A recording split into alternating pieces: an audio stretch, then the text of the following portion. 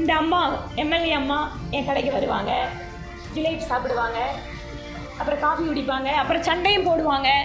உங்களோட எம்எல்ஏ, அது ஒரு பெண் எம்எல்ஏ, அவங்க வந்து உங்கள் கடையில் என்னென்னவெல்லாம் சாப்பிட்டாங்க, ஒரு வாடிக்கையாளர் என்னென்னவெல்லாம் சாப்பிட்றாங்கன்னு சொல்லலாமா?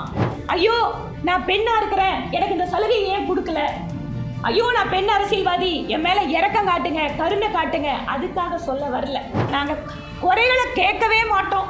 நாங்கள் ஜிஎஸ்டி பற்றி என்ன பிரச்சனை இருந்தாலும் கண்டுக்கவே மாட்டோம். நான் வந்து பேசின விஷயம் தவறு தான், நான் உங்களுக்கு தர்ம சங்கடத்தை ஏற்படுத்திட்டேன், இதெல்லாம் சோஷியல் மீடியாவில் வைரலாக வேறு மாதிரி போயிடுச்சு. அடுத்த நாள் நேற்று காலையில் 7 மணியிலிருந்து எனக்கு அவர் தொடர்ச்சியாக ஃபோன் செய்கிறார். நான் தப்பாக பேசிட்டேன், என்னை மன்னிச்சிருங்க, நான் வந்து அமைச்சர்கிட்ட மன்னிப்பு கேட்கணும், நான் இப்போவே வரேன், எனக்கு மன்னிப்பு கேட்குறதுக்கு நீங்கள் டைம் சொல்லுங்கள். கோயம்புத்தூரை சேர்ந்த ஹோட்டல் உரிமையாளர் சங்க தலைவர், கௌரவ தலைவர், மிக நீண்ட அனுபவம் கொண்டவர், ஒரு அனைவராலும் மதிக்கப்படக்கூடிய ஒரு குடும்பத்தை சார்ந்தவர், சமுதாயத்தில் உயர்ந்த நிலையில் இருப்பவர், எனக்கு சகோதரர் மாதிரி. ஏனென்றால் நாங்கள் 2 பேரும் ஒரே ஊர் பக்கம்தான். ஸோ அவர் எழுந்து ஒரு சில கருத்துக்களை தெரிவிக்கிறார். அது ஜிஎஸ்டி பற்றி வித்தியாசம் இருக்குது, காரம் தனியாக ஸ்வீட்டு தனியாக அப்படின்னு அவர் பேசுகிறார். ஜிஎஸ்டி பற்றி என்ன குறைகள் இருந்தாலும் கேட்குறதுக்கு தானே அமைச்சரே வந்திருக்காங்க, அதுக்குன்னு அதிகாரிகளை காலையிலிருந்து நாங்கள் உட்கார வச்சுருக்காங்க, என்ன குறைகள் இருந்தாலும் சொல்கிறது தானே. நாங்கள் குறைகளை கேட்கவே மாட்டோம், நாங்கள் ஜிஎஸ்டி பற்றி என்ன பிரச்சனை இருந்தாலும் கண்டுக்கவே மாட்டோம் அப்படின்னு சொல்கிறது. அப்படின்னு சொன்னால் அது வராமல் இருந்திருக்கலாம், அந்த முயற்சி எடுக்காமையே இருந்திருக்கலாமே. ஆனால் ஒரு நல்ல எண்ணத்தோட நம்ம பகுதியினுடைய முன்னேற்றத்திற்காக செய்யணும்னு என்னோட வேண்டுகோளை ஏற்று இந்த மாதிரி ஒரு முயற்சியை பண்ணிட்டு ஒரு மத்திய அமைச்சர் வராங்க. வருகின்ற பொழுது அவங்கக்கிட்ட ஒரு கருத்தை சொல்கிறாரு. நீங்கள் எல்லாருமே கோயம்புத்தூர்லேயே தான் இருக்கிறவங்க. அவர் பேசுகின்ற பொழுது இந்த அம்மா எம்எல்ஏ அம்மா என் கடைக்கு வருவாங்க, ஜிலேபி சாப்பிடுவாங்க, அப்புறம் காஃபி குடிப்பாங்க, அப்புறம் சண்டையும் போடுவாங்க, இந்த மாதிரி கொஞ்சம் பேசினாரு. நீங்கள் எல்லாம் கேட்டுட்டு தான் இருந்தீங்க. நாங்கள் இமீடியட்டாக அந்த இடத்துல ரியாக்ட் பண்ணலை. நான் கேட்டிருக்க முடியும், நான் உங்கள் கடைக்கு எத்தனை முறை வந்திருக்கேன் இது வரைக்கும், இல்லை எப்பாவது வந்து உங்ககிட்ட நான் சண்டை போட்டிருக்கேனா, இல்லை எத்தனை முறை வந்து நான் ஜிலேபி சாப்பிட்ருக்கேன், நான் என்ன சாப்பிட்ருக்கேன் அப்படின்னா அந்த ஜிலேபியை சொன்னீங்களே, அது இது வரைக்கும் நான் அந்த ஜிலேபி சாப்பிட்டதே இல்லை, இதெல்லாம் நான் மேடையிலேயே சொல்லியிருக்க முடியும். நான் அதை விரும்பலை. ஏனென்று கேட்டால் அது ஒரு புது மேடை. அந்த இடத்துல என்னதான் நான் அவரை மதிக்கக்கூடியவளாக இருந்தாலும், என்னதான் எங்களுக்குள்ளே வந்து ஒரு நட்பு அப்படிங்கிறது இருந்தாலும், ஒரு எம்எல்ஏ ஒரு தொழிலதிபர் அப்படிங்கிற ஒரு இது இருந்தால் கூட அந்த இடத்துல நாங்கள் எழுந்து வந்துட்டோம். அதுக்கப்புறம் நான் பேசவே இல்லை. அடுத்த நாள் நேற்று காலையில் 7 மணியிலிருந்து எனக்கு அவர் தொடர்ச்சியாக ஃபோன் செய்கிறார். நான் தப்பாக பேசிட்டேன், என்னை மன்னிச்சிருங்க, நான் வந்து அமைச்சர்கிட்ட மன்னிப்பு கேட்கணும், நான் இப்போவே வரேன், எனக்கு மன்னிப்பு கேட்குறதுக்கு நீங்கள் டைம் சொல்லுங்கள். உங்களுக்கு தெரியும், நேற்று காலையில் 10 மணிக்கு ஹிந்துஸ்தான் காலேஜ் ப்ரோக்ராம், அது முடித்ததுக்கப்புறம் உடனடியாக அரசூர் போய் மெம்பர்ஷிப் சேர்த்துறதுக்கான ப்ரோக்ராம். ஸோ நாங்கள் இருக்கல, காலையில் வாய்ப்பே இல்லை, மதிய லஞ்சுக்கு அப்புறம் பார்க்கலான்னு சொல்கிறோம். ஸோ நாங்கள் ஹோட்டல் வந்தோடனே லஞ்ச் முடிச்சதுக்கப்புறம் உடனே அவர் வராரு. அப்போ கூட 4:30 மணிக்கு உங்களோட ப்ரெஸ் மீட் இருக்குது, 4 மணிக்கு உங்கள் ப்ரெஸ் மீட், அதை கூட சொல்கிறாரு. 4 மணிக்கு ப்ரெஸ் எல்லாம் இருப்பாங்க, நான் முன்னாடியே வந்து உங்களை பார்த்துட்டு போகிறேன்னு சொல்கிறாரு. சரி ஓகே, உங்கள் விருப்பம், வாங்கன்னு சொல்லி அவர் 2:30 மணிக்கு வராரு.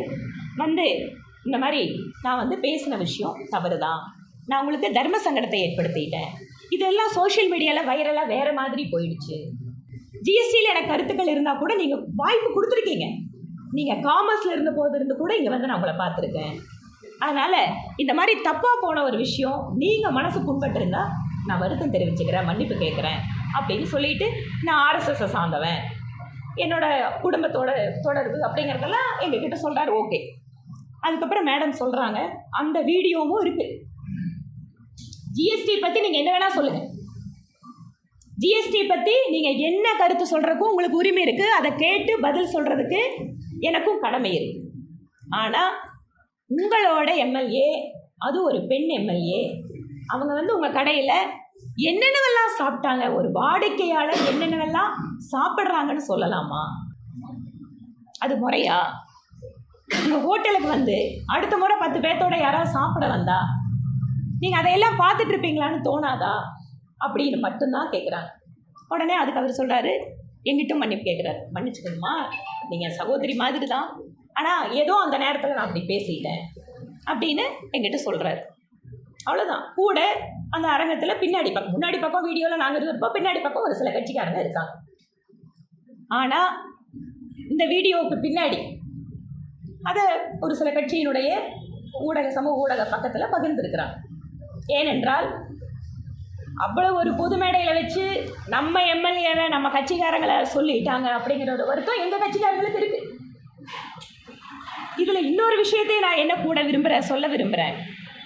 நான் வழக்கமாக அரசியல் அப்படின்னு சொன்னாலே ஒரு சவால் நிறைந்த பாதை, அது ஒரு போராட்டங்கள் நிறைந்த பாதை. இன்றைக்கும் இங்கே பெண்களுக்கான சம வாய்ப்புகளா சம மரியாதை இருக்கான்னு சொன்னால் ஒரு அரசியல்வாதியாக பெண் அரசியல்வாதியாக நான் இல்லைன்னு சொல்லுவேன். ஆனால் அதுக்காக ஐயோ நான் பெண்ணாக இருக்கிறேன் எனக்கு இந்த சலுகை ஏன் கொடுக்கல, ஐயோ நான் பெண் அரசியல்வாதி என் மேலே இறக்கம் காட்டுங்க கருணை காட்டுங்க, அதுக்காக சொல்ல வரல. நீங்கள் அதே மேடையில் ஒரு ஆண் அமைச்சர், ஒரு ஆண் எம்எல்ஏ அப்படி இருந்தால் இந்த மாதிரியான பேச்சுக்கள் வருவதற்கு வாய்ப்பு இருக்கா அப்படிங்கிறத மட்டும் யோசிச்சு பாருங்கள். நான் திருப்பியும் சொல்கிறேன், நான் பெண் அப்படிங்கிறதுக்காக எந்தவித ஒரு கூடுதல் சலுகையை நான் எதிர்பார்க்கல. ஆனால் நான் சொல்கிறது, ஆளுங்கட்சியில் மாநில அரசாங்கத்திலிருந்து ஒரு அமைச்சர் இல்லை யாராவது ஒருத்தங்க இந்த மாதிரி வந்து உட்காந்து எல்லாத்தையும் ஒன்றா சேர்த்து உங்கள் பிரச்சனையை சொல்லுங்கன்னு தேர்தல் இல்லாத சமயத்தில் யாராவது வந்திருக்காங்களா? இல்லை.